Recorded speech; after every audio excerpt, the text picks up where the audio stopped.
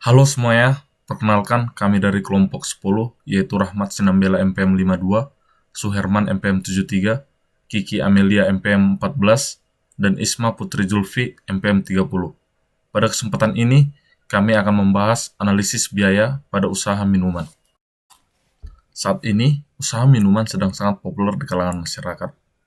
Kita dapat menjumpainya di sekitar kita. Sepertinya, para pebisnis zaman sekarang semakin kreatif dalam meracik minuman. Banyak brand baru yang dibuka dan terus dijual, seperti Thai tea, minuman berbahan dasar kopi, dan lainnya. Harga yang ditawarkan juga sangat bervariasi.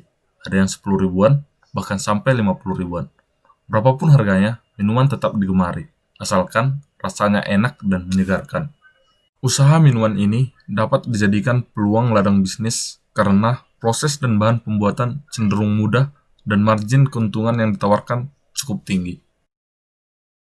Adapun perlengkapan yang digunakan dapat kita lihat pada tabel berikut. Itu adalah perlengkapan dasar yang harus kita miliki untuk melancarkan usaha kita. Nah, selanjutnya kita akan masuk pada analisis biaya untuk menghasilkan kalkulasi atau perhitungan biaya dari barang yang kita produksi. Yang pertama adalah pengendalian barang baku. Seperti apa itu? Ini dia penjelasannya. Baiklah, saya akan membahas pengendalian yang pertama, yaitu pengendalian bahan baku. Contoh kasus di mana pada tanggal 1 Mei 2020 terdapat persediaan bahan baku sebanyak 180 unit dengan harga Rp4.000 per unit. Lalu, pada tanggal 1 Mei 2020 terjadi pembelian bahan baku yaitu sebanyak 400 unit dengan harga Rp5.000 per unit. Nah, terjadi pengeluaran bahan baku di sini yaitu pada tanggal 4 Mei 2020 sebanyak 498 unit dan seterusnya hingga tanggal 31 Mei 2020 terjadi pembelian bahan baku sebanyak 7 kali dan pengeluaran bahan baku sebanyak 8 kali. Pada pembelian bahan baku ini yaitu terjadi pada tanggal 1 Mei sebanyak 400 unit, 5 Mei sebanyak 818 unit, 10 Mei dan hingga seterusnya sampai 31 Mei yaitu sebanyak 102 unit. Nah, pengeluaran bahan baku di sini yaitu sebanyak 8 kali yaitu pada tanggal 4 Mei 2020 sebanyak 498 unit, 7 Mei 2020 sebanyak 480 unit, hingga seterusnya sampai tanggal 30 Mei 2020 yaitu 450 unit. Total dari pembelian bahan baku ini yaitu 4.270 unit dan pengeluaran bahan baku sebanyak 4.104 unit. Persediaan akhir bahan baku. Untuk menghitung persediaan akhir bahan baku di sini, kami menggunakan metode first in first out, di mana dari kasus periode 1 sampai dengan 31 Mei 2020 terdapat persediaan awal bahan baku yaitu 180 unit dan pembelian bahan baku sebanyak 4.090 unit dengan total bahan baku yang siap digunakan yaitu 4.270 unit. Nah, penggunaan bahan baku pada periode ini yaitu sebanyak 4.104 unit. Jadi total persediaan akhir bahan baku yaitu 166 unit. Persediaan akhir bahan baku di sini berasal dari tanggal 26 Mei 2020 sebanyak 64 unit dan 31 Mei 2020 sebanyak 122 unit. Lalu, berapa biaya bahan baku yang digunakan dan dalam persediaan akhir?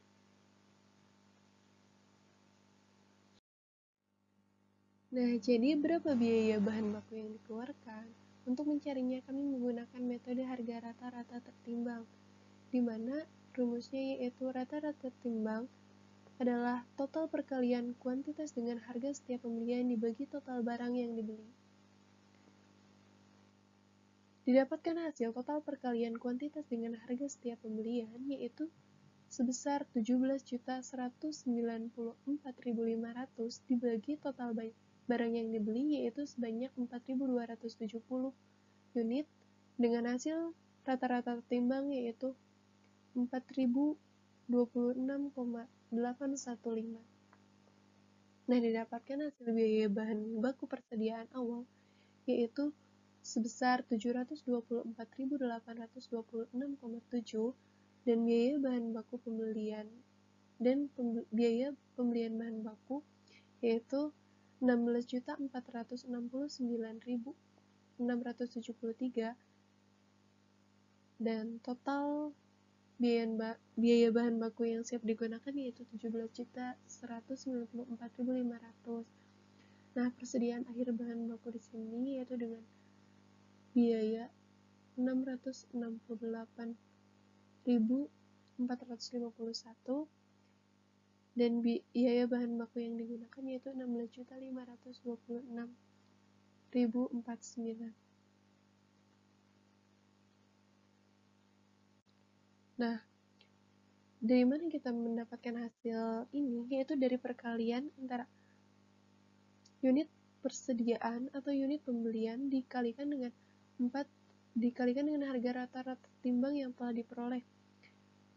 Dari hasil persediaan awal yaitu sebanyak 180 dikalikan dengan 4.026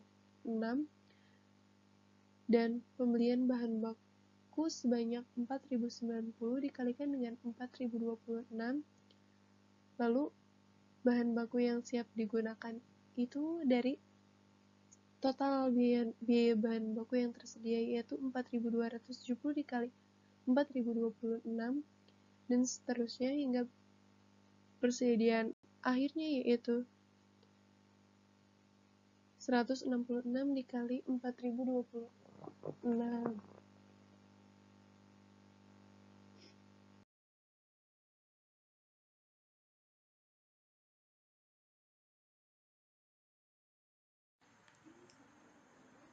Berikutnya akan dibahas mengenai pengendalian biaya pada tenaga kerja.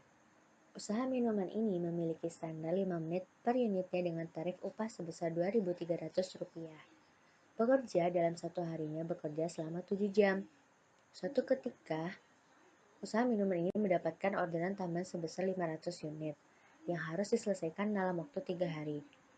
Apabila proses produksi dilaksanakan secara lembur, maka upah per produk yang tadinya Rp2.300 dinaikkan menjadi Rp2.800 dengan tambahan insentif lembur sebesar Rp20.000 per hari.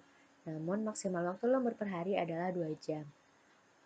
Nah, usaha minuman ini memilih cara dengan proses produksi dilakukan secara lembur, bukan dengan cara penambahan tenaga kerja.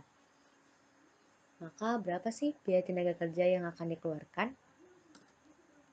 Seperti kita ketahui, order tambahan yang diperlukan adalah sebanyak 500 unit. Maka setidaknya memerlukan produksi per hari sebanyak 168 unit. Dengan catatan, tenaga kerja yang diperlukan adalah 2 per hari lembur. Nah, untuk biaya tenaga kerja didapatkan dari upah produksi dan juga insentif lembur. Upah produksi yang kita keluarkan adalah sebesar Rp1.400.000, yaitu didapat dari upah per produk dikali unit, yaitu Rp2.800 dikali 500. Maka hasilnya adalah Rp1.400.000. Insentif lembur yang kita keluarkan adalah sebesar Rp120.000, yaitu dari Rp20.000 dikali 2 karena jumlah tenaga kerjanya adalah 2, dikali 3 karena waktu penyelesaiannya adalah selama 3 hari. Maka total biaya tenaga kerja yang kita perlukan adalah Rp1.520.000. Selanjutnya kita membahas tentang biaya overhead. Jadi biaya overhead itu adalah biaya yang tidak dapat dikaitkan secara langsung dengan produksi suatu produk atau jasa. Biaya overhead ini terdiri dari 3 jenis: biaya overhead tetap, overhead variabel, dan overhead semi variabel. Biaya overhead tetap ini yaitu biaya yang harus dipenuhi berapapun jumlah produk yang dihasilkan. Salah satu contohnya yaitu biaya listrik. Selanjutnya, biaya overhead variabel, yaitu biaya yang berubah-ubah dari waktu ke waktu, tergantung dari aktivitas perusahaannya. Salah satu contoh biaya overhead yaitu biaya pemasaran atau biaya promosi. Selanjutnya, biaya overhead semi variabel, biaya yang sifatnya fleksibel, dapat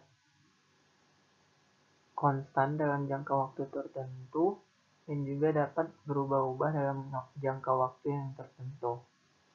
Nah, pada kasus ini, sebuah perusahaan minuman susu telah menyusun anggaran biaya overhead proses produksi dalam sebulan sebesar Rp11.090.000. Ditargetkan dalam satu bulan terjual 4.104 cup susu. Maka dapat ditentukan tarif biaya overhead untuk satu cup dan besar biaya overhead yang dibebankan untuk target terjual 4.104 cup. Nah, berikut adalah biaya overheadnya. Jadi biaya Rp11.090.000 itu terdiri dari biaya overhead tetap, yaitu sewa tempat selama sebulan, listrik selama sebulan, dan beberapa depresiasi aset tetap. Biaya overhead variabelnya yaitu biaya promosi. Biaya overhead semi variabelnya itu kertas komputer kasir.